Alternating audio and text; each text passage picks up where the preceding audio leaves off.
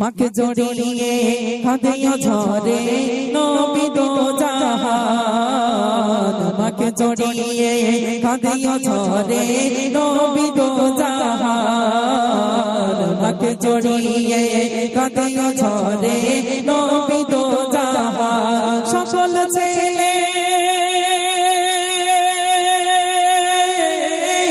সকল ছেলে আবাদ কোলে, সকল ছেলে আবাদ কোলে, কোথায় মোরা বাজার, মাকে জড়িয়ে কাঁদে ঝরে নবী দো জাহান, মাকে জড়িয়ে কাঁদে ঝরে নবী দো জাহান। বেদনা ভরে কাতর স্বরে জিজ্ঞাসিল জননী,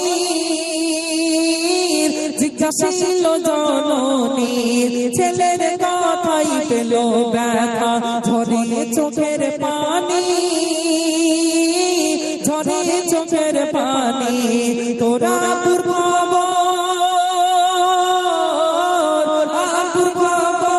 জানে রে তোর দাদু চাচা জান, মাকে জড়িয়ে কাঁদে ঝরে নবী দো জাহান, মাকে জড়িয়ে কাঁদে ঝরে নবী দো জাহান। একদিন শিশু মুহাম্মদ এসে আম্মাজানের কাছে বলছে, আম্মাজান, সকলের আব্বাজান আছে, আমি যখন খেলা করি, আমার খেলার সাথীদের সাথে খেলা করি, তখন দেখি তার আব্বাজানরা এসে তাদেরকে কোলে করে নিয়ে গায়ের ধুলাবালিগুলো ঝেড়ে কপালে চুমা দিয়ে নিয়ে চলে যায়। ও মা, একটাবার বলুন না আমার আব্বাজান কোথায়, আমার আব্বাজানের কাছে একটাবার নিয়ে চলুন। আম্মা আমিনা তখন কাঁদছে আর বলছে, হে মোহাম্মদ, যাও তোমার দাদুর কাছে যাও, যাও তোমার চাচাজির কাছে যাও, তারা বলবে তোমার আব্বাজান কোথায়। নবী আমার ছুটে গেলেন, দাদুকে বলছে, চাচাজিকে বলছে, ও দাদু যান, ও চাচা যান, একটাবার বলুন না সকলের আব্বাজান আছে, আমি মোহাম্মদ আমার কষ্টে যে বুকটা ফেটে যায়, আমার মন চায় আমার আব্বাজানের কোলে উঠবো, আমি আমার আব্বাজানের কপালে একটু চুমা দেব, একটাবার নিয়ে চলুন না আমার আব্বার কাছে। চাচা যান এবং দাদুজান দুজনেই কাঁদছে, কিছু বলছে না। তখন আবার আম্মাজানের কাছে ফিরে আসলেন, এসে বলছেন, আম্মা যান, আমি কিন্তু আর সহ্য করতে পারছি না, আমি মোহাম্মদ আমার কষ্টে বুকটা ফেটে যাচ্ছে, অনেক দিন থেকেই আপনি বলছেন আমার আব্বাজানের কাছে নিয়ে যাবেন, আমি মোহাম্মদ আর থাকবো না, আমাকে আমার আব্বাজানের কাছে নিয়ে যেতে হবে। তখন মা আমিনা দেখলেন যে নবী মোহাম্মদকে আর রাখা যাবে না, আর সে সহ্য করতে পারছে না, তাই উম্মে আইমানকে নিয়ে মক্কা থেকে মদিনার পথে রওনা দিয়েছিলেন। কি ঘটেছিল কবি লিখছে শুনুন।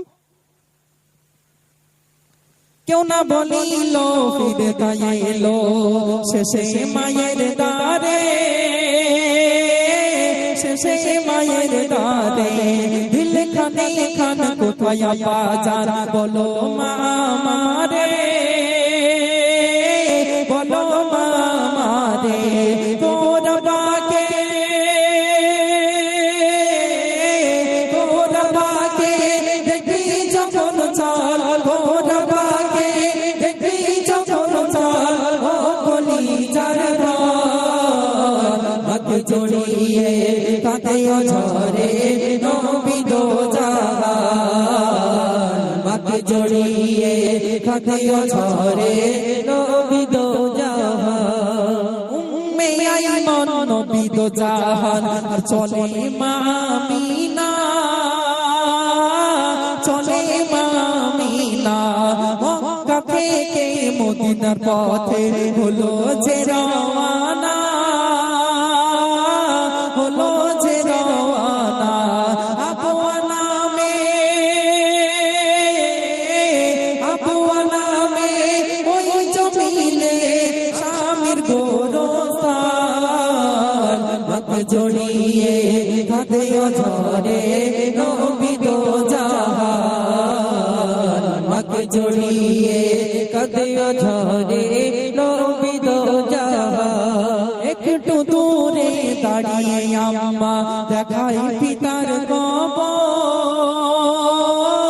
দেখাই পিতার কবর, মাসুম নবী কবর ধরে কান্নাতে বিভোর, কান্নাতে বিভোর।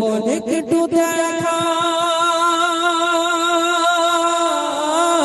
একটু দেখা দাও গো আব্বা, একটু দেখা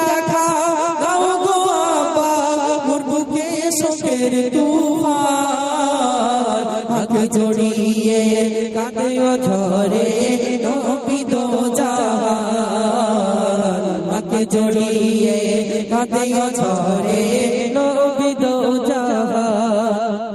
আবওয়া নামক জায়গাতে গিয়ে মা আমিনা বলছে, হে মোহাম্মদ, এতদিন তুমি কাঁদতে আর বলতে আব্বাজানের কাছে যাব, আব্বাজানকে দেখবো। মোহাম্মদ যাও, ছুটে যাও, তোমার আব্বাজান শুয়ে আছে ওইখানে। নবী আমার ছুটে গেলেন। শিশু মোহাম্মদ আব্বাজানের কবরটা জড়িয়ে ধরে কেঁদে যারে যার হয়ে যাচ্ছে। বলছে, আব্বা, আমি যখন খেলা করি, খেলার সাথীদের সাথে আমি দেখি তার আব্বাজানরা এসে কোলে করে নিয়ে চলে যায়। আমি মোহাম্মদ ভাবতাম কবে আমার আব্বা আসবে, আমি আমার আব্বার কপালে চুমা দেব, আমি আমার আব্বাজানের মানে কোলে একবার উঠবো। সেই দিন থেকে আমার বড় আশা।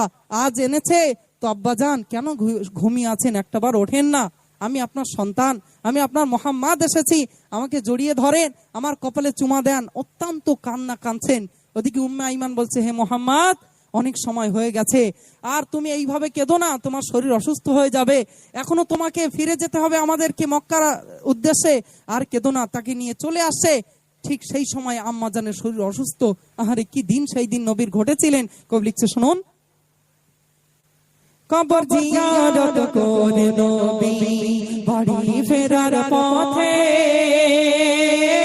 বাড়ি ফেরার পথে বুকে বড় যন্ত্রণা, বাবা বিদায় হবে নিতে, বিদায় হবে নিতে। ছেলের কোলে,